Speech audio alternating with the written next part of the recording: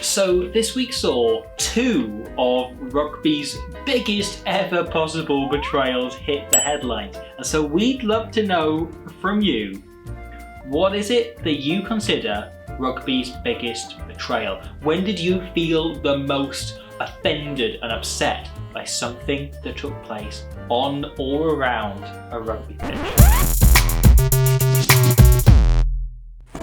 Because one of these particular betrayals was that of a Mr.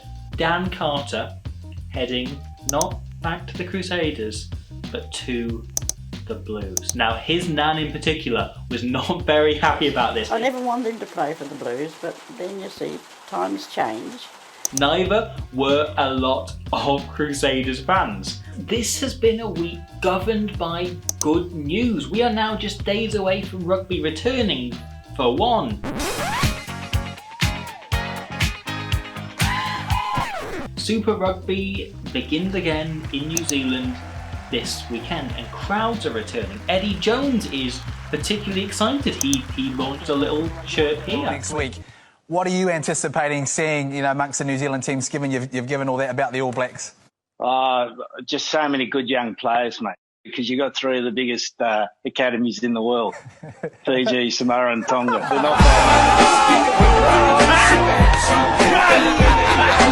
The Premiership have also set a date for when they're hoping to return in August, and we've had some transfer news around that. We've had Ben Spencer is headed to Bath. Alex Ozowski has left Saracens in order to head to Montpellier to replace Fran Steyn.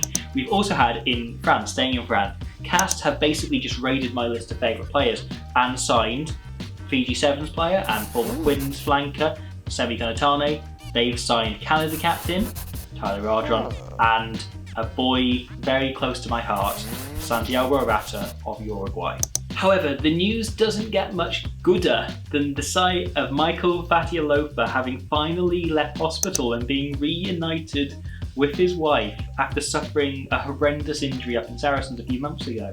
It's shown a remarkable human spirit and ability to overcome it, and it's truly properly inspiring to see. There now follows an announcement in no way connected to Super Rugby Aotearoa. So who should I support in Super Rugby Aotearoa? Are you the kind of guy who looks up in the sky on a sunny day and is disappointed he can't see any clouds because he loves silver linings? Then jump all aboard the Bowden bandwagon and make all Crusaders fans hate/pity you by supporting the Blues. Do you like your teams led by the greatest coach in history of any sport, not just rugby, and full of just nuggety aggression? Then join me in the stands marked Chiefs. I'll be the one wearing the full Warren Gatland head-to-toe cosplay. Do you like attack-minded, offensive kit colours? Then inject the Hurricanes and their fun brand of rugby into your eyes. TJ Perinara is their captain. That's the kind of team they are. There's only one way that can go. Yeah, that's a fair point. Yeah. Are you a Glory supporter who loves breakdancing? Then fine, Crusaders, on you go, move along. Or are you a hipster? In which case, support the Highlanders and claim you've been doing it since long before they were one of only 5 rugby teams in existence. Whichever team those of us outside New Zealand decide on, be sure to set your alarm for Saturday morning. Go out and buy something nice to have for breakfast that doesn't require too much cooking, so you don't need to get much earlier than the kick-off. And prepare the kettle, because rugby is very almost back. Now, a few weeks ago, we asked you, what do you think is the best rugby video game, what they've gone and done? And this week, Wales Sevens captain Luke Treharne weighed in. And also last week, we asked you, which player do you think would best be able to fill an entire 15, to play every position across the pitch? Now, Salela Mapasua, our guest last week, weighed in with the obvious cheat code answer, Jonah Lomu. Joshua Amayo adds a similar note in Nemani Nandolo. Friedrich adds something almost even more terrifying by saying, imagine a team of 15 semi-Randrandas. Donald Dodds points out Fran Steyn has played basically everywhere in the backline already, and frankly, since his time in France, he could probably cover a few of the forward positions as well.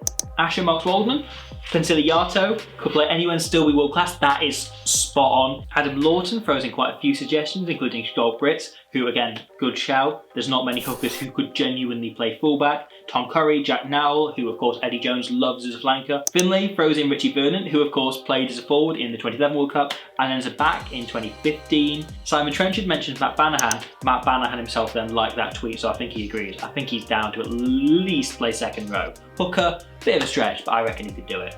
And Bruce Wayne throws in Steph Armitage. Now, unrelated to Bruce Wayne, who I know is a completely different guy, Batman could probably play all 15 positions as well. There's loads of suggestions, including Paul Langley, who mentions my pick, the one I will always go back to, Gethin Jenkins.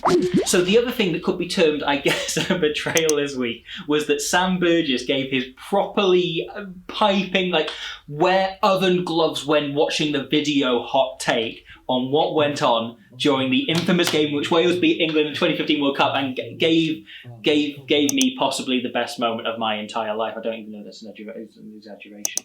So Burgess's take was that Mike Ford, father of the 10 on the bench in this game, George Ford, deliberately sabotaged the England camp because he wanted to get the England top job himself. I think it's just a lot of fun to assume that this is definitely true. A lot of people have been mentioning that England were ahead when Burgess went off. I always point to the fact that Ben Youngs was having a brilliant game and goes off about the same time. Whether or not that was Mike Catt's fault, I don't know. You heard it here first. Mike Catt launched a BB gun and hit Ben Youngs in the shoulder or foot or whatever part of him he got injured. That was entirely what happened. It's official. It's official. Sam Burgess agrees. Before I leave you for this week, it's worth taking a moment to just reflect on the story of Manuma Samoa, who set off for an away game a few months ago. And then in between the game finishing and them travelling home, lockdown happened. And they found themselves stuck in quarantine in a hotel away from home for 104 days. It's a remarkable story and kind of puts a lot of what we've been going through in struggling without rugby a little bit in context. However, that struggle goes on no further. And if you want more of that, you can click right below to subscribe to the World Rugby YouTube channel, and we'll see you next week for more. After I've seen some live rugby, I honestly think I might cry. I'll see you then.